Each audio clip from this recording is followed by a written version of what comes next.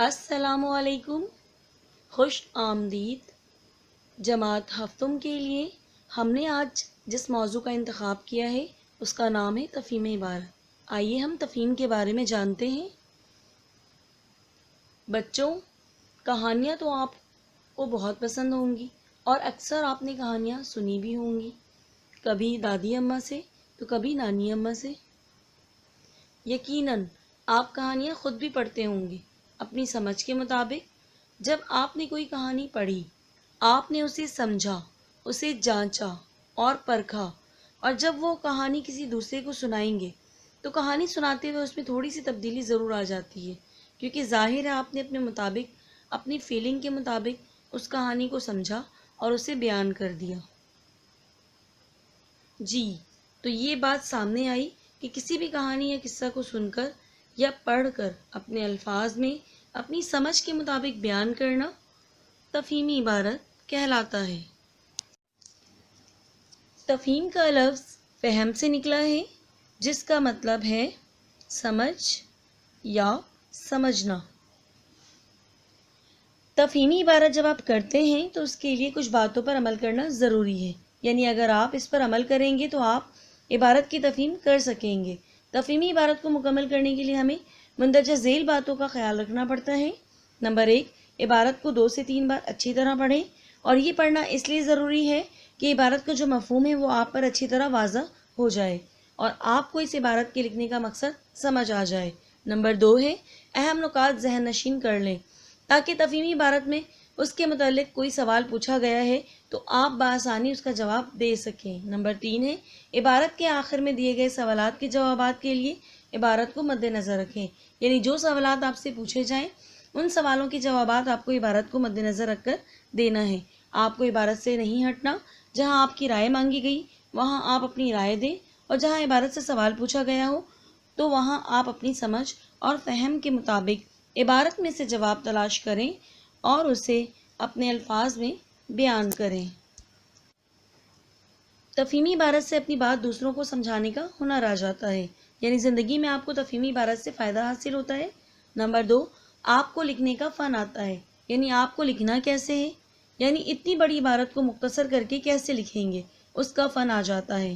Number 3، تخلیقی قوت بڑھتی ہے، تخلیقی قوت میں اضافہ ہو جاتا ہے، کیونکہ جب آپ تفہیم کریں گے، اسے سمجھیں گے اور اس کے سوال کا جواب دیں گے تو یقیناً آپ کی تخلیقی صلاحیتیں بڑھیں گی۔ نمبر 4 ہے، تفہیمی عبارت سے ذہانت میں اضافہ ہوتا ہے۔ اس سے یہ بات ثابت ہوتی ہے کہ عبارت سے ذہانت میں اضافہ ہوتا ہے، کیونکہ عبارت ہمیں اس بات پر سوچنے پر مجبور کرتی ہے کہ اس سوال کا کیا جواب ہوگا، اس دوسرے سوال کا جواب مجھے کس انداز سے لکھنا ہے، تو اس سے ہماری ذہنی صلاحیتوں میں اضافہ ہوتا ہے۔ اس تفہیمی عبارت کے بہت سے فوائد ہیں اور آپ اس سے بہت کچھ سیکھ سکتے ہیں۔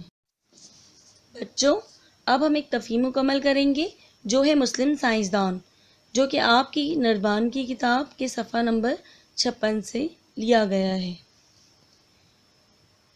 تفہیم ہے مسلم سائنسدان۔ سائنس وہ علم ہے جو مشاہدات، تجربات، تجزیات اور نتائج کی مدد سے حاصل کیا جا سکتا ہے۔ یہ علم کی ایک منظم شکل ہے۔ 8ویں سے 13ویں صدی عیسوی تک کا زمانہ مسلم علم و دانش کا زمانہ کہلاتا ہے۔ اس زمانے میں مسلم مفکرین، علماء اور سائنسدانوں نے مختلف علوم مثلاً طب، فلسفہ، ریاضی اور فلکیات وغیرہ میں نئی نئی ایجادات اور دریافتیں کی۔ ان مسلم سائنسدانوں میں ایک جابر بن حیان 721 عیسوی سے 815 عیسوی تھے۔ انہوں نے 3 طاقتور تیزاب یعنی گندھک، شورے اور نمک کے تیزاب ایجاد کیے۔ دنیا بھر میں انہیں بابائے کیمیا کے نام سے جانا جاتا ہے۔ محمد بن موسیٰ الخوارزمی 780 عیسوی سے 850 عیسوی بھی ایک عظیم مسلمان سائنسدان، ریاضی دان، ماہر طبیعیات اور ماہر فلکیات تھے۔ انہوں نے گنتی میں اشاریہ نظام، الجبرا، جیومیٹری اور زاویوں کی پیمائش کے طریقوں کے حوالے سے گران قدر کام کیا اور نئے اصول متعارف کروائے۔ الجبرا پر ان کی ایک کتاب الجبرا المقابلہ کا کئی زبانوں میں ترجمہ ہوا ہے۔ یعقوب بن اسحاق الکندی 801 سے 873 عیسوی ایک عرب فلسفی تھے جنہوں نے ریاضی، طب اور فلکیات پر کام کیا۔ انہوں نے مختلف موضوعات پر 200 سے زائد کتابیں لکھی۔ اس کے علاوہ انہوں نے روشنی پر بھی کام کیا اور اس بات کی وضاحت کی کہ آسمان نیلا کیوں نظر آتا ہے۔ ابو علی الحسن ابن الحشیم 965 عیسوی سے 1040 عیسوی نے اجسام کو شفاف، نیم شفاف اور غیر شفاف میں تقسیم کیا۔ انہوں نے اپنی تصنیف کتاب المناظر میں شبیہ بننے کے عمل کو بڑی وضاحت کے ساتھ پیش کیا۔ اس زمانے میں عرب دنیا میں ابن الحشیم کا چرچا تھا، تو فارس میں ابو علی سینا 980 سے 1040 کا طوطی بول رہا تھا۔ ابن سینا ایک ممتاز طبیب اور فلسفی تھے۔ طب پر لکھی گئی ان کی کئی کتابیں طویل عرصے تک جامعات کی سطح پر پڑھائی جاتی رہی۔ انہوں نے اپنی کتابوں القانون اور الشفا میں بہت سے امراض کا نہایت معتبر علاج پیش کیا۔ درج ذیل سوالات کے جوابات مکمل جملوں کی صورت میں دیجیے۔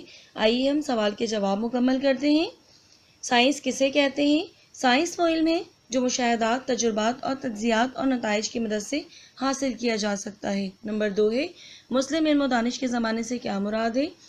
8ویں سے 13ویں صدی عیسوی تک کا زمانہ مسلم علم و دانش کا زمانہ کہلاتا ہے۔ نمبر 3 ہے جابر بن حیان کی مشہور ایجاد کیا ہے؟ جواب، جابر بن حیان نے 3 طاقتور تیزاب یعنی گندھک، شورے اور نمک کے تیزاب ایجاد کیے۔ نمبر 4 ہے محمد بن موسیٰ الخوارزمی کی کیا خدمات ہیں؟ جواب ہے محمد بن موسیٰ الخوارزمی ریاضی دان، ماہر فلکیات اور ماہر طبیعیات تھے۔ انہوں نے اشاریہ نظام، الجبرا، جیومیٹری، زاویے کی پیمائش کے حوالے سے کام کیا اور ان کی ایک کتاب الجبرا المقابلہ ہے۔ سوال نمبر 5 ہے یعقوب بن اسحاق الکندی نے کن موضوعات پر کام کیا؟ جواب ہے یعقوب بن اسحاق الکندی ایک عرب فلسفی تھے جنہوں نے ریاضی، طب اور فلکیات پر کام کیا۔ نمبر 6 ابو علی سینا نے کون سے موضوعات پر کتابیں لکھی؟ جواب ہے ابو علی سینا ایک ممتاز طبیب اور فلسفی تھے۔ انہوں نے طب پر کتابیں لکھی۔ بے ہے درج ذیل الفاظ کا انگریزی میں ترجمہ کیجیے۔ آپ کو انگریزی میں ترجمہ کرنا ہے۔ ایجاد، گندھک، طبیعیات، اشاریہ، امراض، دریافت، ریاضی، فلکیات، شفاف، پیمائش۔ امید کرتی ہوں کہ آپ یہ کام اپنے نردبان کے صفحہ نمبر 56 میں مکمل کر لیں گے۔ ہمارا اگلا موضوع ہے متضاد و مترادفات۔ آئیے ہم نردبان صفحہ نمبر 59 مکمل کریں، لیکن اس سے پہلے ہم متضاد اور مترادف کی تعریف جانیں گے۔